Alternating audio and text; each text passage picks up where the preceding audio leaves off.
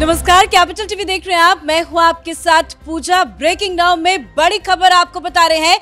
दिल्ली का अगला मुख्यमंत्री कौन होगा, ये नाम लिफाफे में बंद हो चुका है। दरअसल पीएम मोदी की अध्यक्षता में आज बीजेपी संसदीय बोर्ड की बैठक हुई और इस बैठक में सीएम के नाम पर मोहर लग गई है और आज शाम 7 बजे विधायक दल की बैठक होगी और इसी बैठक में सीएम का औपचारिक ऐलान भी कर दिया जाएगा और कल दोपहर 12 बजे नए मुख्यमंत्री शपथ भी लेंगे।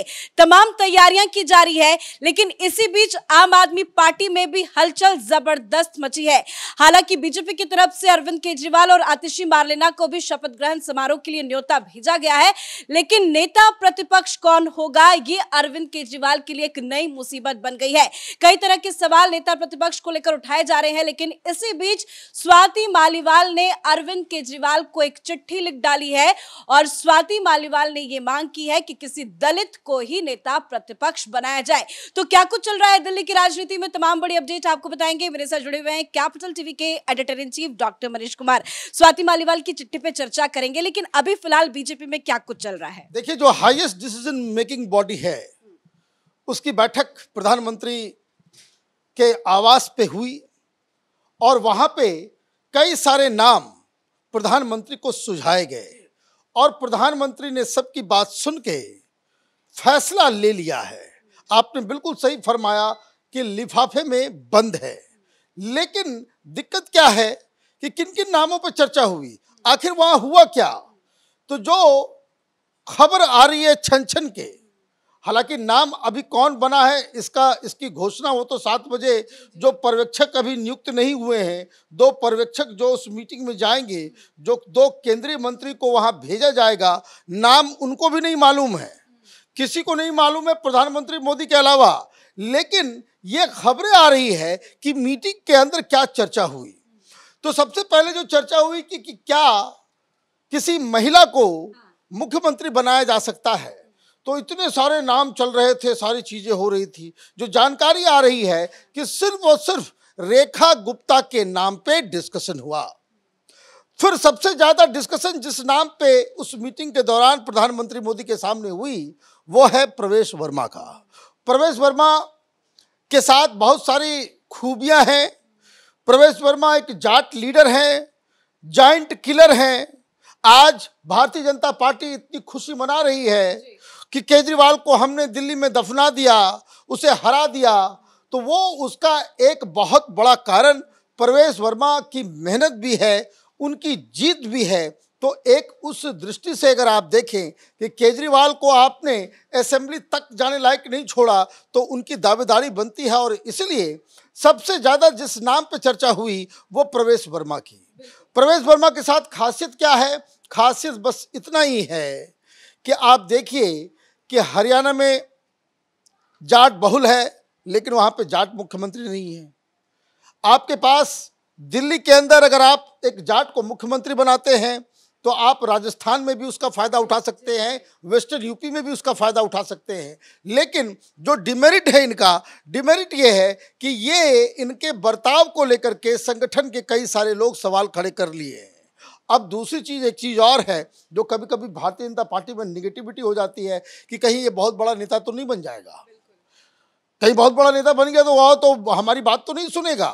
तो ये उस तरह की चीज़ें। खैर, दावेदारी उनकी वैसे भी अगर आप ईमानदारी से अगर देखिए, हालांकि क्या फैसला होगा नहीं होगा वो अलग कहानी है, लेकिन प्रवेश वर्मा एक बहुत ही प्रबल दावेदार है मुख्यमंत्री के, ये शुरुआत से हम लोग कह रहे हैं। तो वो नाम पे डिस्कशन हुआ। फिर कुछ और भी चीज़ें डिस्कशन हुई कि क्या अगर जाट नहीं, महिला नहीं, फिर कौन? तो उसके ऊपर जो चर्चा हो रही है कि एक पंजाबी और एक वैश्य कम्युनिटी का हम नाम आगे कर सकते हैं। तो ये तो मुख्यमंत्री की बात हुई।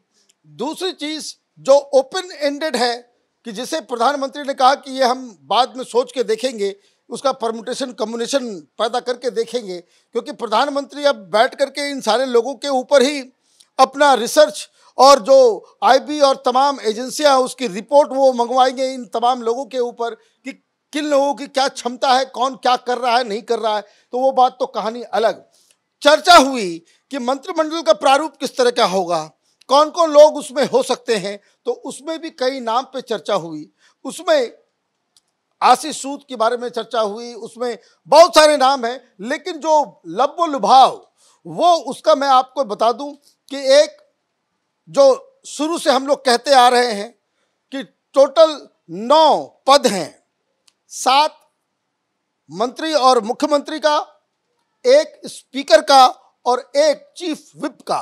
तो इन नामों के ऊपर भी चर्चा हुई, जिसमें जो फॉर्मूला तैयार हो रहा है, किसमें पूर्वांचली भी होगा, एक दलित भी होगा, एक महिला भी होगी, इस पूरे के पूरे 9 के सीट के अंदर। उसके अंदर यह भी देखा जाएगा कि हिंदूवादी चेहरा वाला व्यक्ति भी उसके अंदर हो। ऐसे लोगों को भी उसमें शामिल किया जाएगा कि जो ये जो न्यूसेंस क्रिएट करता है Arvind Kejriwal day to day life में, हर दिन प्रेस कॉन्फ्रेंस करके जो सरकार को तंग करने की कोशिश करेगा, तो उसका भी जवाबी कार्रवाई किसी मंत्री के द्वारा किया जाए। मुख्यमंत्री ऐसा होगा जो सिर्फ और सिर्फ काम पे ध्यान देगा। उसका काम ये नहीं होगा कि भाई वो रोज केजरीवाल के प्रेस कॉन्फ्रेंस का जो है जवाब देने में अपना टाइम बर्बाद करे। तो ये सारी चीजें हैं, एक मोटा मोटी जो फॉर्मूला दिख रहा है कि सरकार काम करेगी। बिल्कुल, और काम के लिहाज से ही जरूर मुख्यमंत्री का नाम तय हुआ होगा। खैर, चर्चाएं तो बहुत सारे नामों को लेकर है, लेकिन नाम तो लिफाफे में कैद हो गया है। शाम को विधायक दल की मीटिंग है, आज शाम 7 बजे इस नाम का ऐलान हो जाएगा। देखिए, शाम 7 बजे बैठक शुरू होगी, लोगों से बातचीत भी होगी। हालांकि जिस तरीके से भारतीय जनता पार्टी का पैटर्न होता है, वो लिफाफा खुलेगा, नाम बताया जाएगा, सारे लोगों की सहमति, जश्न भी होगा, क्योंकि जश्न की भी पूरी तैयारियां हैं। बताया जा रहा है कि बीजेपी दफ्तर को बहुत अच्छे से सजाया जा रहा है। बीजेपी दफ्तर को सजाया जा रहा है और कल का भी पूरा डेडलाइन मालूम चल गया है। 12:35 पे शपथ ग्रहण का समारोह शुरू हो जाएगा। आप ये देखिए, 12:29 पे प्रधानमंत्री मोदी रामलीला मैदान आएंगे। 11 बजे से जो है लोगों का बैठना वहाँ पे शुरू हो जाएगा, वीआईपीज़ का तांता लग जाएगा।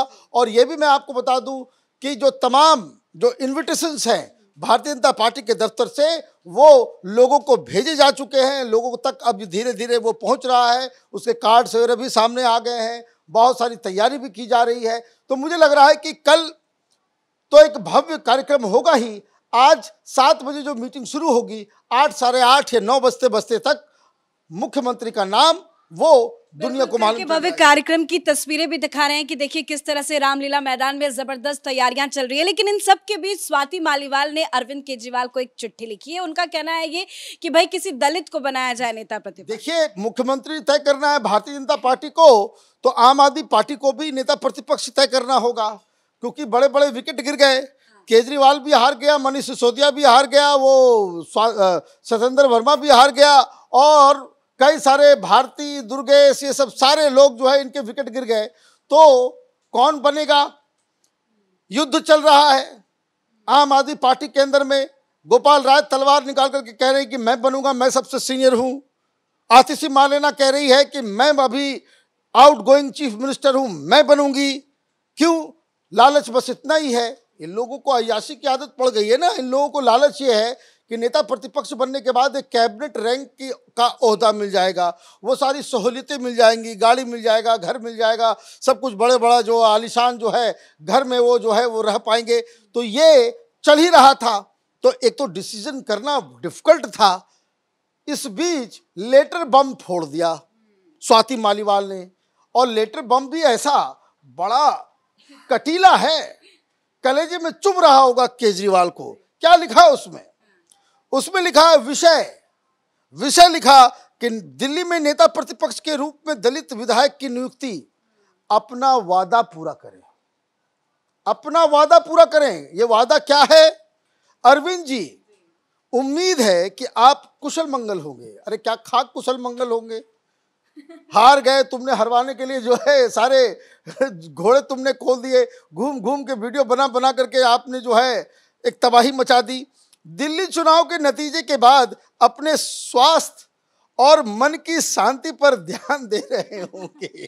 शांति है कहीं नजर ही नहीं आ रही। देखिए, ये कितना बड़ा कटाक्ष है कि दिल्ली नतीजों के बाद आप मन की शांति के लिए जो है ये एज्यूम किया जा रहा है। Because she knows Arvind Kejriwal in and out. 16-17 साल किसी व्यक्ति के साथ काम करने से उसका जो पूरा जो है चरित्र जो है वो मालूम सामने होता है। तो ये जो लिख रही है इनको मालूम है कि हार से जो है बड़ी कठिनाई हो रही होगी, चित्त जो है वो शांत नहीं होगा, मन में जो है वो एक डिप्रेशन में वो चले गए होंगे, कोमा में चले गए होंगे। तो ये शुभकामनाओं के साथ जो है एक मांग उन्होंने रखी। और देखिए, कोई आपका जो सबसे गहरा दोस्त होता है ना, वो सबसे खतरनाक दुश्मन भी बनता है। देश में न किसी मीडिया को, न बीजेपी को, न किसी को मालूम था कि भाई अरविंद केजरीवाल ने क्या वादा किया था, लेकिन दोस्त को तो मालूम होता है कि कब किसने क्या कहा था। तो इन्होंने लिखा, स्वाति मालीवाल लिख रही हैं कि आपने 2022 में पंजाब चुनाव के दौरान यह वादा किया था कि जीतने के उपरांत हम एक दलित उप मुख्यमंत्री बनाएंगे, लेकिन बहुत दुख की बात है कि 3 साल बाद भी ये वादा पूरा नहीं हुआ। मतलब आप दलितों के साथ धोखा देने वाले नेता हैं। तो आपने वहां धोखा दिया, तो अब आपसे ये उम्मीद है, ये आशा है कि दिल्ली में जो नेता प्रतिपक्ष हो वो दलित बनाया जाए। अब ये एक ऐसा तीर है, दोधारी तलवार, कि आपने एक बार में प्रॉब्लम दिखाया आपने केजरीवाल की तरफ, तो केजरीवाल को तो परेशानी हो ही रही है, लेकिन जो आपने दिखाया उस प्रक्रिया में गोपाल राय और आतिशी मार्लेना दोनों को ही इस रेस से बाहर कर दिया। तो जिस तरह का टेंशन, जिस तरह से लोग जो ये सोच रहे थे भाई कौन मुख्यमंत्री बनेगा, अब इस चिट्ठी के बाद ये डिस्कशन में आ गया ये मामला कि अरविंद केजरीवाल चूंकि अब वो खुद नहीं है तो नेता प्रतिपक्ष कौन होगा। धन्यवाद सर बातचीत के लिए। तो पहले तो यही चर्चा चल रही थी कि गोपाल राय या तो आतिशी मार्लेना को नेता प्रतिपक्ष बनाया जा सकता है, लेकिन इसी बीच स्वाति मालीवाल ने एक लेटर बम फोड़ दिया है। उन्होंने अरविंद केजरीवाल को चिट्ठी लिखकर ये मांग की है कि किसी दलित को ही नेता प्रतिपक्ष बनाया जाए। हालांकि अब अरविंद केजरीवाल के सामने एक नई मुसीबत ये है कि नेता प्रतिपक्ष किसे बनाया जाए, जिसको लेकर जरूर आने वाले दिनों में मंथन होगी और नाम भी ऐलान हो जाएगा। लेकिन दूसरी तरफ दिल्ली का अगला मुख्यमंत्री कौन होगा, ये नाम तय हो चुका है। आज शाम की विधायक दल की बैठक में इसके नाम की ऐलान भी कर दी जाएगी। इस बड़ी खबर में मेरे साथ फिलहाल इतना ही। कैमरा पर्सन रवि के साथ मैं पूजा, कैपिटल टीवी।